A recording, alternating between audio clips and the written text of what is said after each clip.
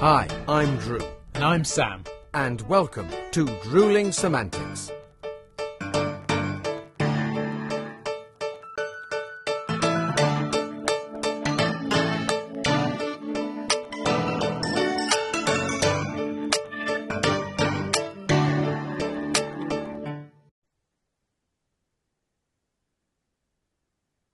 Drew, are you there?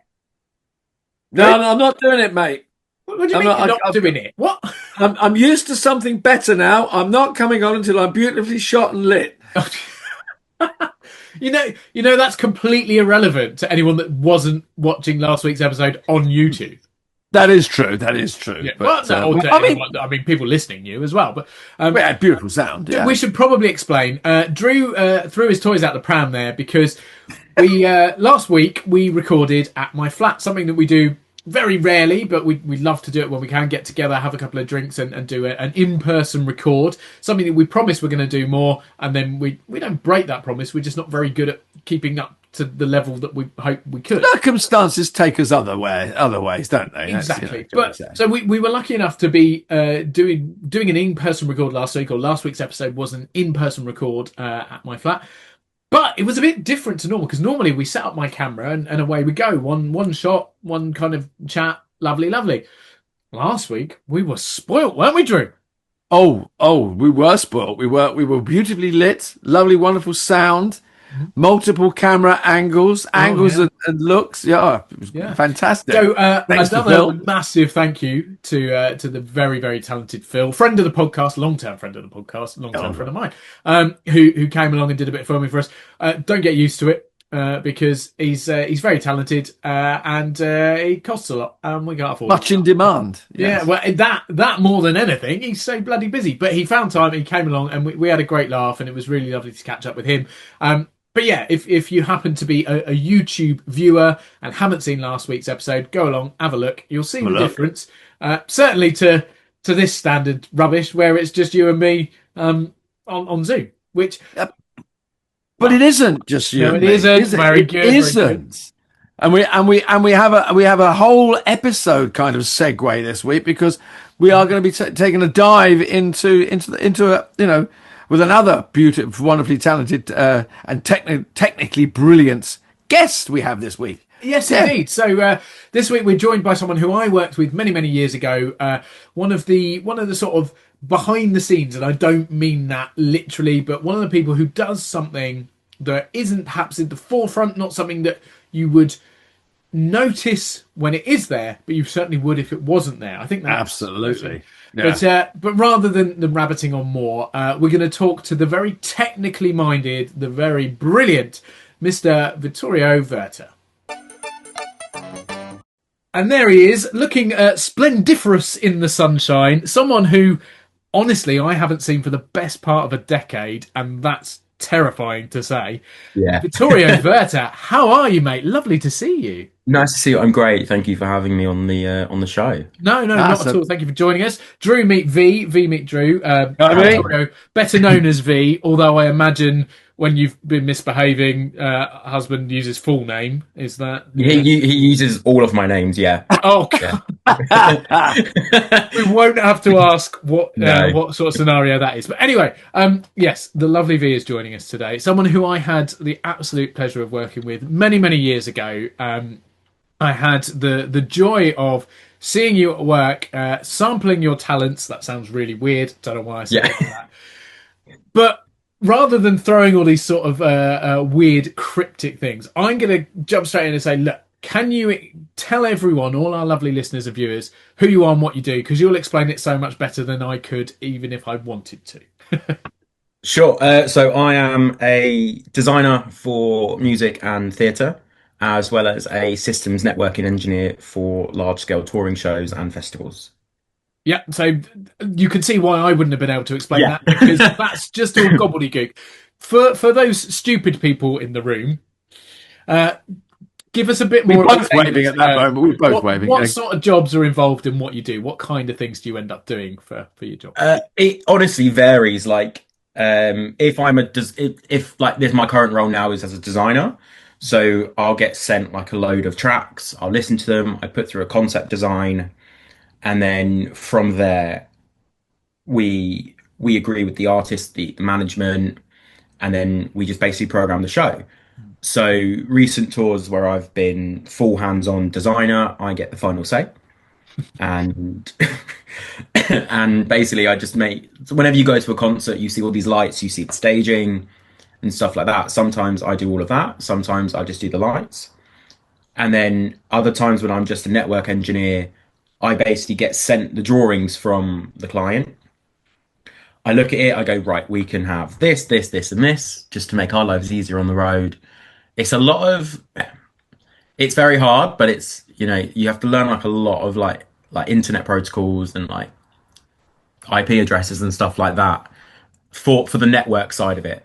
9 out of 10 times, I work for a company, they do it all for me, and I don't have to do anything. It's great. Um, but that's literally my job in a nutshell. Wow. So you make us pretty. You're the one that kind of, we can stand on a stage and sing or dance or move around or whatever, but you're the one that gives, I guess, emotion and life to what we're seeing, the lighting behind it and the way it's all put together. Yeah, pretty much. Like it's a lot of hard work because, like, I get given tracks and there's no lyrics. It's just music, and you have to be quite musically inclined to be like, right, that's a hit, that's going to flash there, that light's going to move there, and yeah, that's it's quite a challenging job, but it's pretty fun. How did you start out? I mean, what set you on this path? Because it is an incredibly involved and wonderfully creative path. But what you suddenly did a light bulb go off? If you pardon the pun, that was a joke. No. Sorry about that. That was totally accidental. But how did you go? What was your journey into the work? So as a kid, my mum put me in like drama school, like the local drama school, and I was more interested in what was happening like in Techland than I was actually being on stage. And then fast forward a couple of years, my sister goes to uni in North London, and exactly the same thing. She had an end of year production, and I was there. I was like, I'd much rather be doing lights and sound than I would actually be on stage. And then it kind of clicked in 2013 when I applied for a job in a theatre, and they were like, do you have any experience? I'm like, loads. I had no experience. And then yeah, I just gradually learned from working in the theatre to currently where I am today, touring on some of the best shows out there and working with some really great people. So it's been a baptism of fire, because you have sort of gone from little to no experience of that side of things at all, to suddenly being on these huge productions.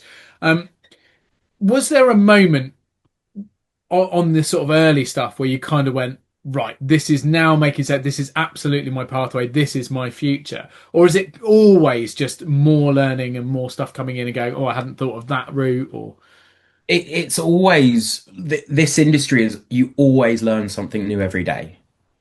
Like, I've always wanted to be within this industry. I've never wanted to be something different. I mean, I float the idea to my husband that I want to own a sandwich shop when I retire, but that's not going to happen anytime soon. But it's like the other side of the spectrum. Like, all my friends are in this industry with me, and they know what it's like. But every day is a learning thing, and I just come off a show and I was like, oh, I didn't know that. Yeah, like no one knows everything in this world. Like there's new softwares, there's new ways of doing things, and I feel very privileged to learn it and do my job. And it's not really a job for me. It's something fun I get to do every day, and the bonus is I get paid for it. It's interesting you say, because your world, I mean, the two aspects of a show. Your world changes so quickly from a tech point of view. It is, I mean, it's just, as you say, every day something new, every day a different way of producing the work. And our side is kind of like, well, that hasn't changed in centuries. We just, there's a friend of mine's got on his passport, dresses up and shouts for a living, Yeah. It's we haven't really changed. We have to learn about it, and I think sometimes there's a reluctance to learn about what people like yourself are challenged with and manage to achieve. Sometimes on a wonderful budget, sometimes on very little. But Of course. That happens so quickly that I don't think we performers. I don't think we really acknowledge how as you say, how much hard work it is. And sometimes you go, well, we're not doing it like that now. We're going to do it like this. And you go, oh Christ, I have to change my whole approach to this. Yeah. Like I mean, I've worked on like tiny productions to quite nicely budgeted productions. Yeah. And there's so many different approach, and I agree with you. Performers don't actually realize that we're in before them. We are still there after you guys leave. Yeah. And they come in and goes, "Oh, I'm so tired," and you look at them going, "You have no idea." You do not know that, like, and I feel for so many like industry professionals because the amount of hours we do is quite bad. Oh yeah. I think that's sort of the hidden thing to the industry in general, isn't it? And it's not a pissing contest like, oh, we've been in for this much longer, blah, blah. But it's that commitment beyond it. Whether it's a performer spending 3 or 4 hours in an evening learning lines, they're not working that day, they're not being paid, but they're still doing it. Or you'll go to bed, I'm sure, with lighting cues in your brain and thinking, and then you'll wake up, oh God, if I change that again, it's not a specific paid moment, or it's not a like that's part of the thing. No, but you're so immersed in it, and it's so ongoing at all times that it completely sort of envelops you. But as you say, I think we're all in the same boat where we're very lucky to go, yes, this is my job. Yes, I work really hard. Yes, I get paid for it, but I fucking love it as well. exactly. That's the real big bonus to it.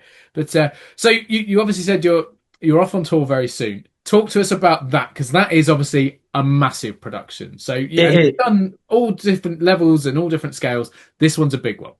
This one, like so this artist, I worked with her in 2023, and I was just an operator and relight designer for her. And we did a 3-week run across Europe and UK, and she is the sweetest person you could ever meet. Cobra, who is the artist, she has quite a lot of really good hits, and I'm quite happy to be out with her again.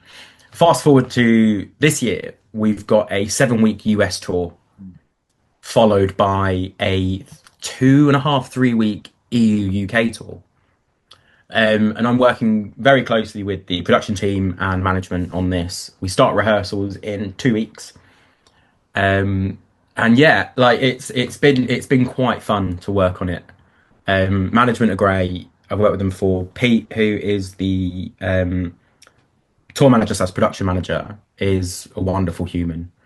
Like every day, or like every other day, I get an email going, "This has now been signed off," or "We're doing this now," and it's been great. And how many on that tour? How many dates? How many performances do you know? US, I think off the top of my head, it's 37 shows. Wow.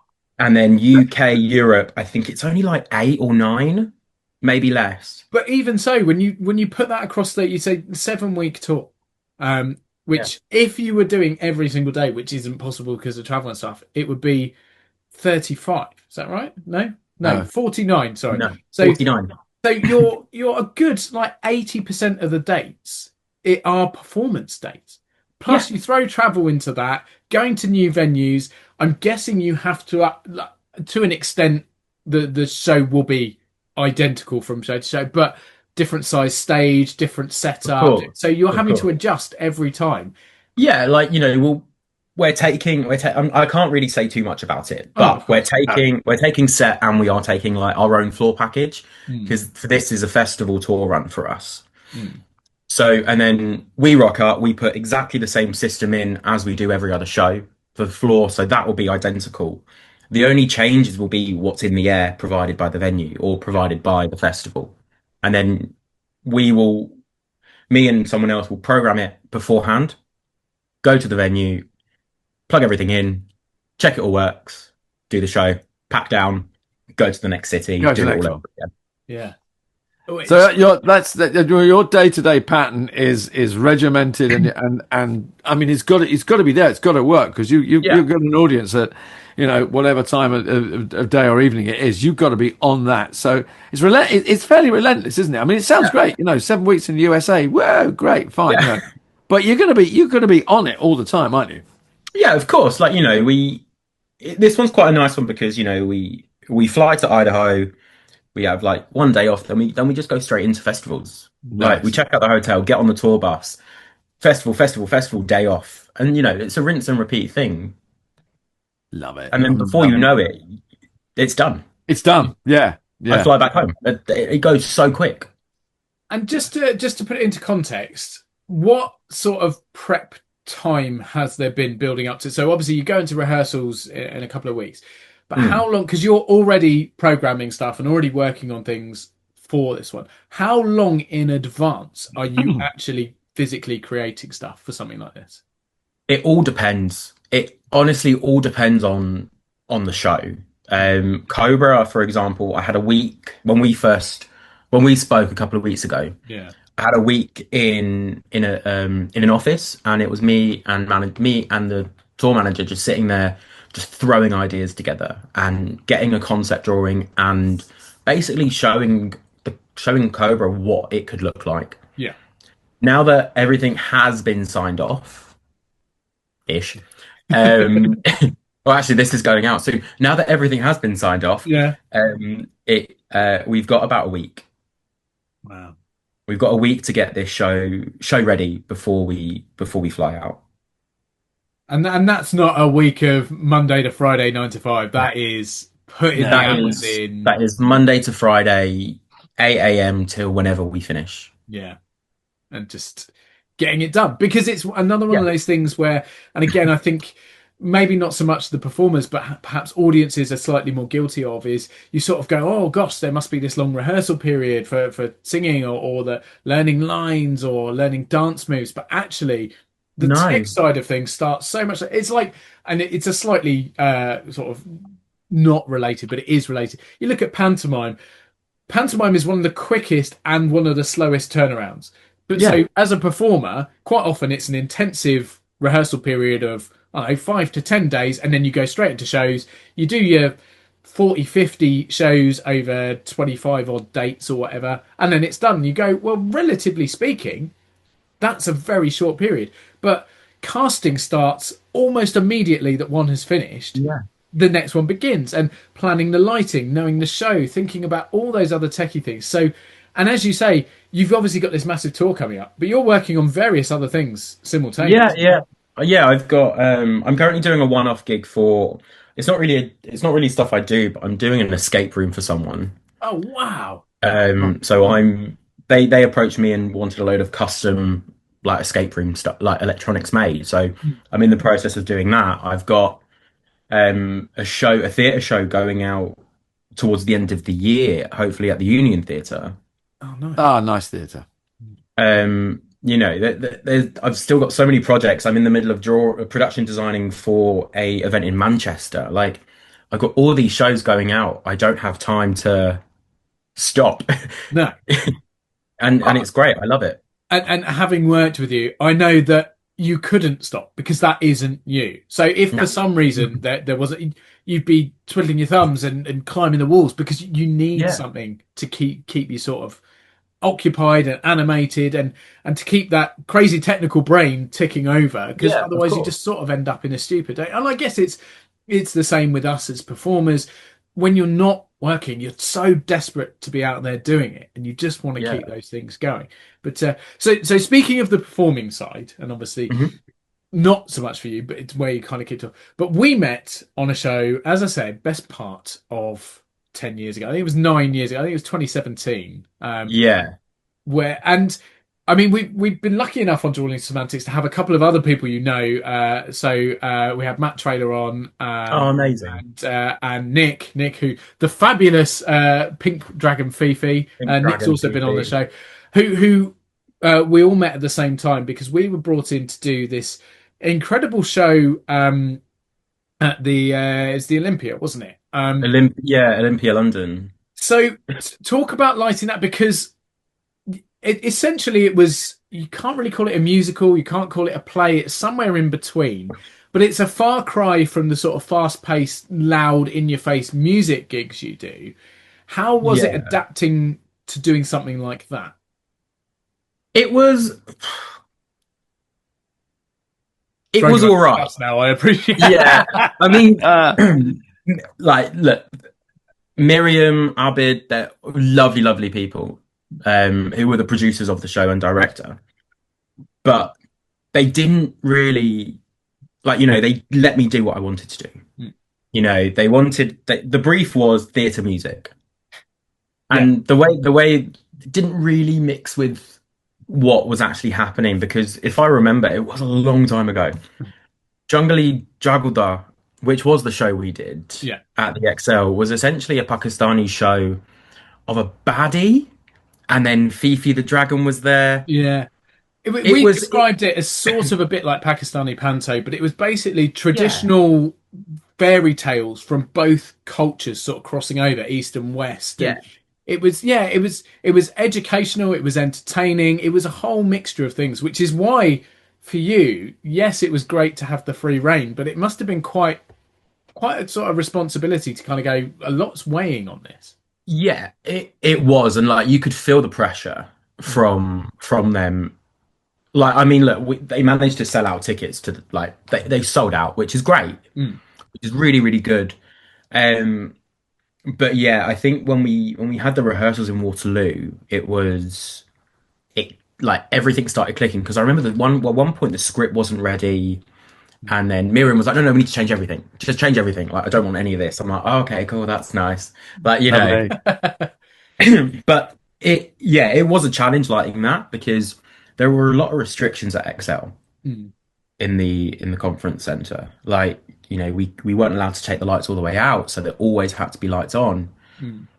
And for like certain moments where you want to like really isolate on like a really key moment, we couldn't do that. We didn't have anything. We didn't have the kit to do it. No. Wow. Like, yeah, we had pyro. Like, we we had a really cool stuff. We had like wireless costumes and pyro, and for them it wasn't enough. They wanted a full big production, Mm. but budget just wouldn't allow it. And yeah, I think safe to say what was created though, given the constraints of time, we didn't spend yeah, a lot of time at all in the venue. I mean, you had no, a few days at most in there to sort of come to terms with what they had. You obviously had sort of print out and previews of I had what. a day. Yeah, I had a day all in that essence, venue. by the Yeah, time we Go. got in. Great. And we had a fairly, I was going to say, comfortable rehearsal period. It was all right, but I yeah, think it was this incredible team effort from all sides, be that the production team and directing, to you and the tech team, to us as performers. But we came together, and it was this sort of final product was probably better than anyone expected, I think. yeah. Like, we were all really surprised on how good it actually turned out to be. But it's another example where you've got your actors, you've got your production team, you've got your tech, but when everyone comes together, it's what really makes Of production course. work. And well that we wanted this podcast to give sort of airtime to people that forgotten is the wrong word, but maybe underappreciated, because you are another one, in the nicest way possible, of the faceless, those that don't get recognized because you're not full front of stage, you're not out there to be seen, sort of thing. And when you actually look into all the things that go into it, I mean, you take music out of a show and it just doesn't work. Take lighting out of a show, it just doesn't work. Take the performance out of the show, it doesn't work. So everything has to come together. Yeah. Is that, in a sort of back to front way, part of the reason you wanted to go this route? Because you say obviously you always wanted to be in this industry to an extent, and your parents just went down the sort of, I'll do some performance. Yeah. But was it to be part of a team, but you knew you didn't fit as one of those stood at the front of the stage singing people? Is that part of it? Yeah, like I've always been creative as a kid. And I think like working on this side of the industry just gives you the creativity and like freedom to do what you want. Mm. Like, whether I'm designing the show or just on the show as a systems engineer, you have that freedom to do what you need to do on that show. Mm. You are you are so trusted with that show. It doesn't matter if you're, a designer, a systems engineer, just a general lampy. Everyone is trusted to put that show in, just as the artist or the performer is trusted to do their job and act, sing, dance. Yeah. What sort of work really attracts you, V? I mean, is other things you go, now that really excites me? That doesn't. Well, I mean, what really gets the creative juices flowing? You look at something and go, oh, I'll even chase that work. Do you know what I mean? Yeah. I love designing for, so I did a tour last year with Gabrielle. Wow. And she is the most sweetest and kindest person you could ever possibly meet. Her music, when I did her tour back in 2023 as a chief, and then I was then promoted to being her designer on the last tour. Nice. Her music speaks volumes and was so beautiful. It was a beautiful show, with not a big budget, but it looked fantastic from all aspects, from audio all the way over to lights. That sort of thing. I love music where I can visualize what I can do. Yeah. Stuff like EDM, trance, and stuff like that, absolutely not. Does not interest me in the slightest. I'll happily work on the show, but I can't visualize it. I can listen to a song like 30 times, and in my head, I'll have a clear picture of what it will look like. Yeah, that's what excites me the most. I can listen to a track like, my current playlist is completely random, from Olivia Rodrigo to Alex Warren to random dubstep in my phone. And with all of that music, I can visualize it. Goes, oh, I'd love to do this. In my head, I'll go, oh yeah, it will look great if we do this. So what about, where does more performance, as in theatrical, come into that? Does that add an extra level? Because when you're lighting music, you have something to follow almost all the time. Yeah. I guess with theatre or even musical theatre, there's quite a lot of, you mentioned earlier, having these very sort of important moments. They might be silence. They might be focusing on something. Does that add a whole new level because you're not just dealing with the singing and dancing, putting that? Oh, of course. Yeah. Yeah. Of course. I think it was last year with a director called Tim MacArthur. And I've known Tim since 2018, when I first lit Metropolis for him. That fantastic show. I'd love to bring that back with him. So we did a show last year at, again, the Union Theatre. And it was a very beautiful moment where there's just absolute silence. And over, I think it was like 3 minutes, like the lights just very gently dim. And then Rob, who's in the show, is just sitting there, and he's just highlighted just highlighted a little bit. And then someone else who he's looking at is highlighted as well. And over that time, I feel as an audience member, you don't really notice the lighting changes until it's happened. And for me, theatre and musicals, the way you have to go around lighting them, especially on those really silent scenes, you have to be very careful. You can't just quickly snap into it. You have to, you have to either there's a bit of music that goes with it, or it's just nothing. And you have to be very, very careful on how you find that balance. That's what I think anyway. I could be completely wrong, but that's what I've done. You're the one that does it and makes it work. So we will definitely take your word on that. I guess it's the added element and just the added complication, because you've got that.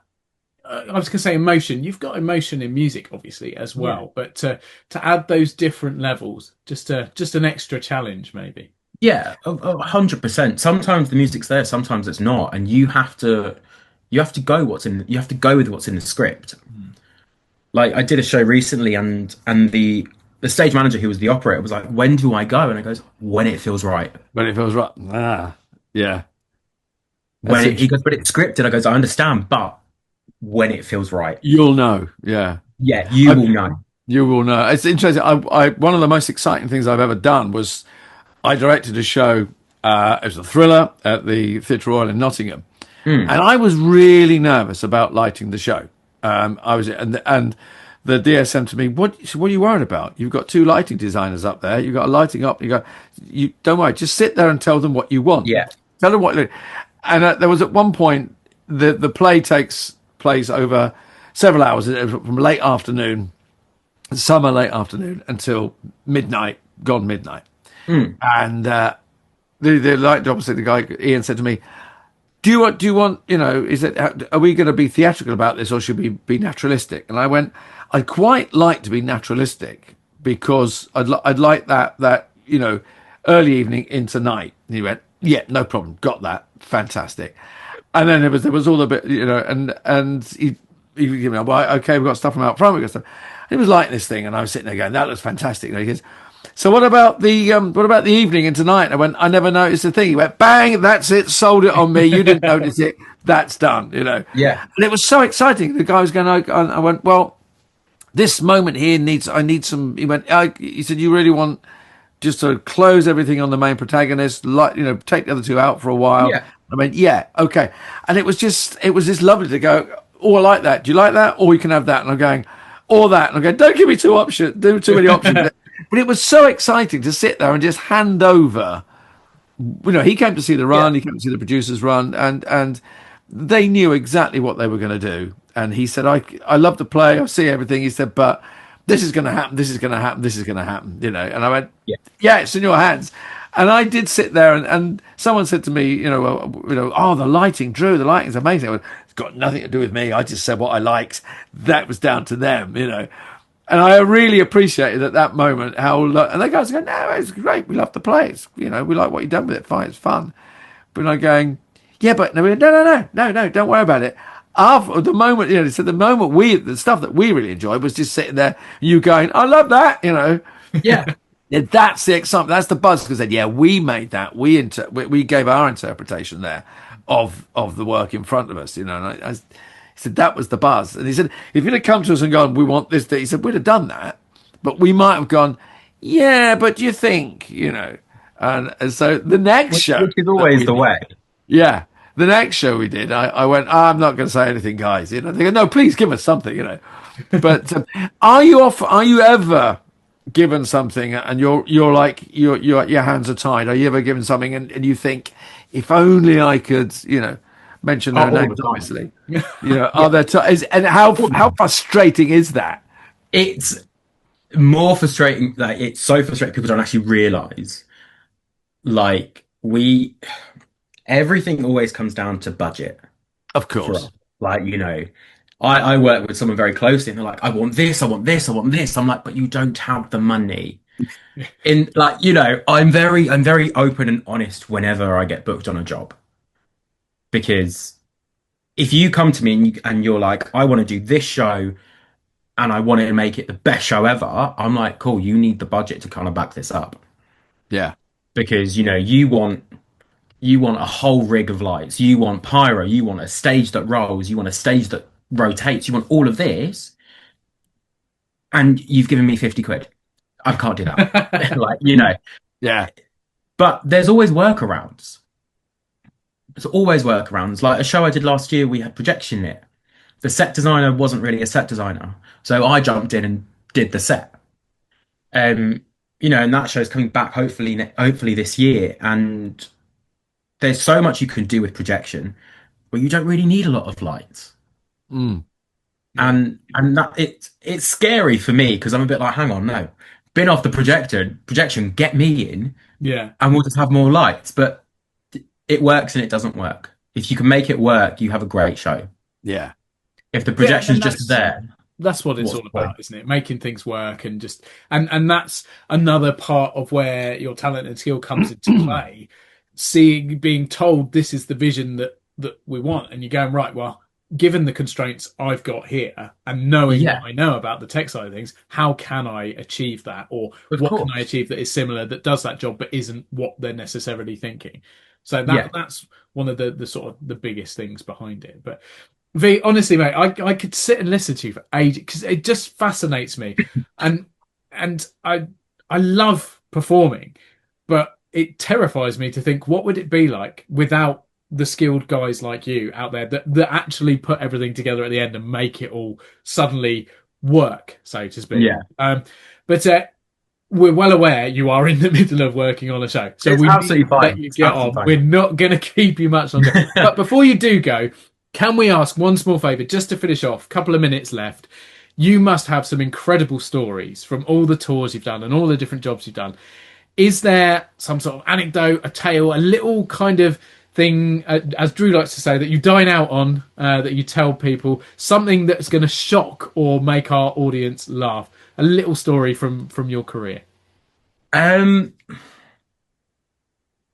Yeah, but I can't really mention names just because That's nothing you can get sued for. That's absolutely fine. That's absolutely fine. So did a tour last year, and I was up front of house, doing my job, and I just look over and I'm like, what is going on? And someone decided to storm the stage while this person was performing. Oh. And our bass player, we all love this artist dearly. They have a very, very special place in our hearts.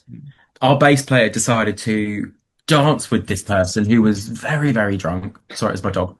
Who was very, very what drunk. was in the background? Yeah.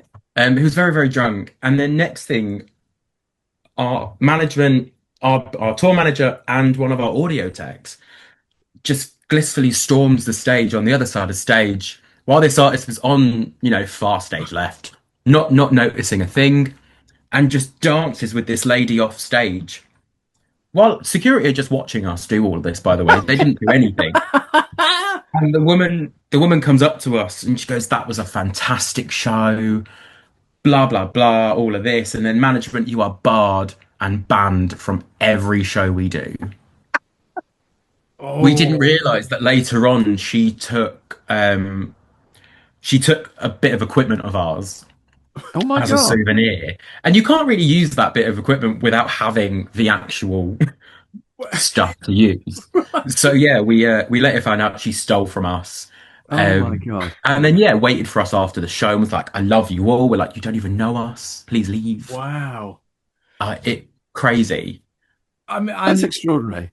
Yeah. To think that probably happens not in exactly the same iteration, of course, but probably happens more often than you think, that the fans who are obsessed with these performers, they will sort of spread that love out, so to speak, to the people who are working with them and involved. Oh, of course. Like, I did a long tour last year, maybe the year before, I think the year before, and, all over Europe.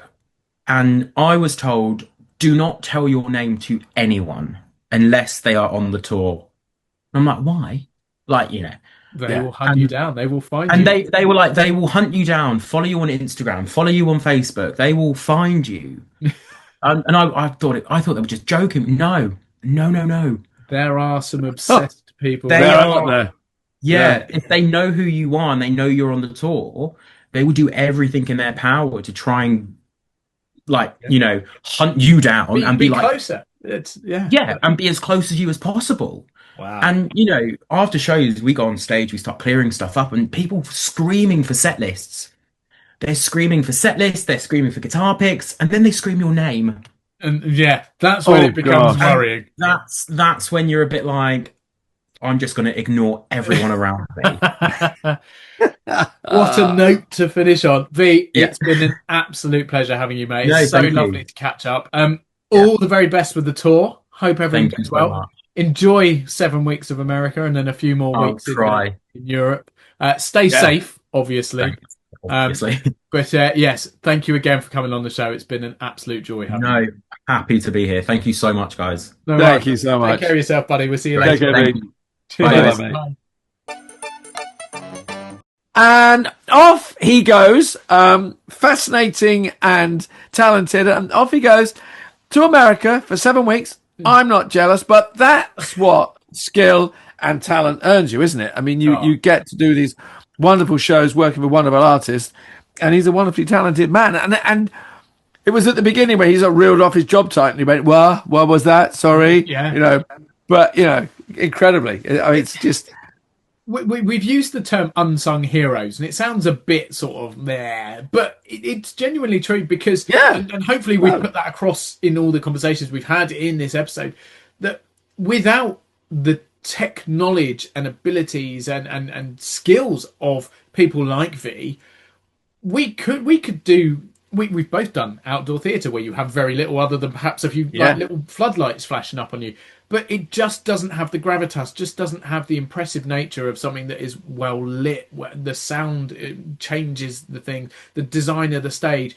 It's just this incredible element of our world of performance that does get a little bit forgotten or taken for granted is probably the better way. I think you hit the nail on the head with taking it for granted, because you take it away, you know, what element by element, you know, if you just take away the lights, you just like those stage, you know, shows you'd be literally be in the freaking dark. Yeah. You know, okay, give you the lights, but we'll take away the sound now, you know, but take all that stuff away.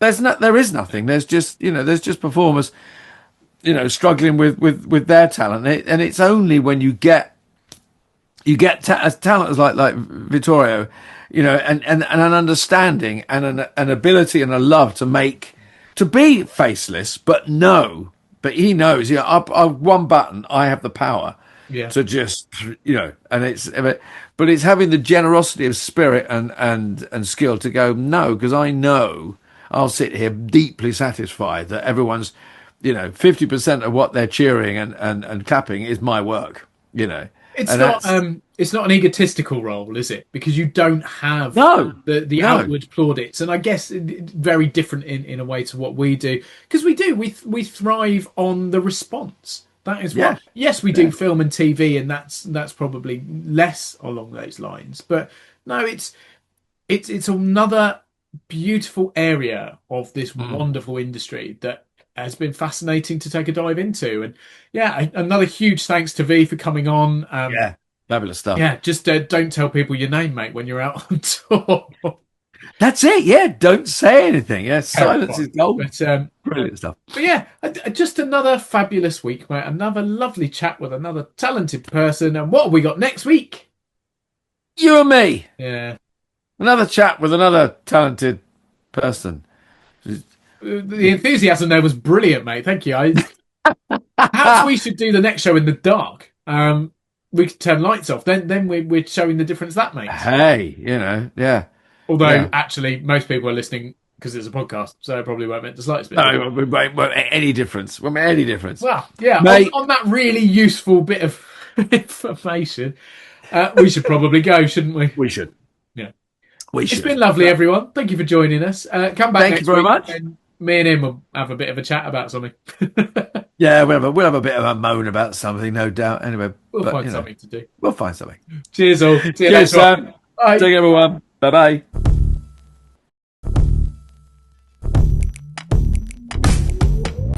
Thanks again for watching this episode of Drewling Samantics. Please make sure you subscribe to our channel and turn on notifications so you never miss a new video.